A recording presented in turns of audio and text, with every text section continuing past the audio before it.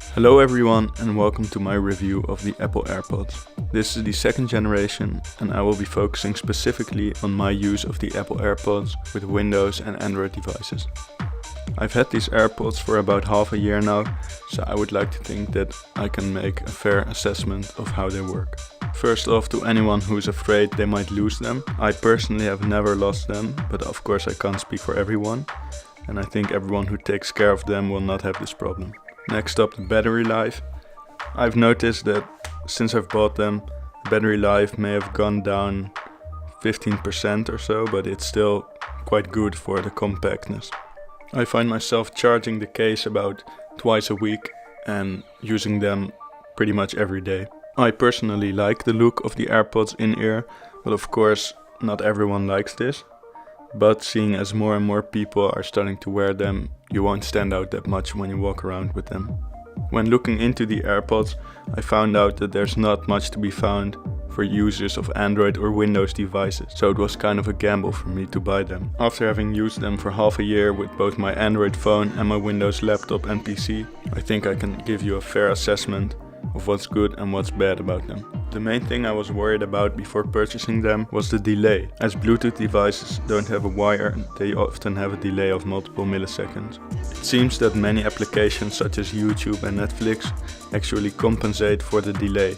This makes them very usable for watching videos. Unfortunately, applications such as Adobe Premiere don't have compensation, meaning that they are kind of unusable for video editing, as the sound of your video will be a couple milliseconds behind your actual playhead in your timeline. Furthermore, for gaming, these AirPods are also not ideal. Most games don't compensate for the delay, meaning that when you hear footsteps in a game, you will actually react quite late.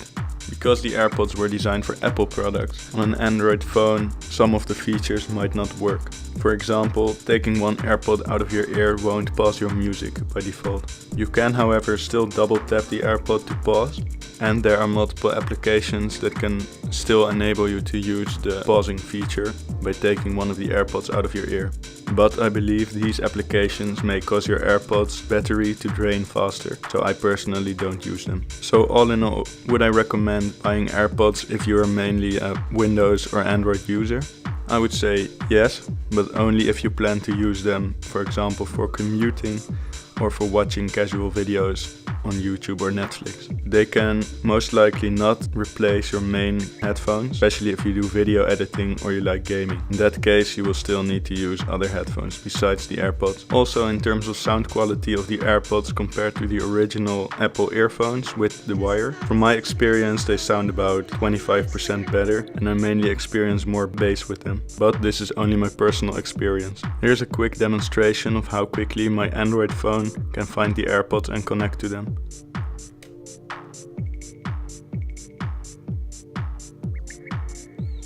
There, in real time. And if you want to stop using them,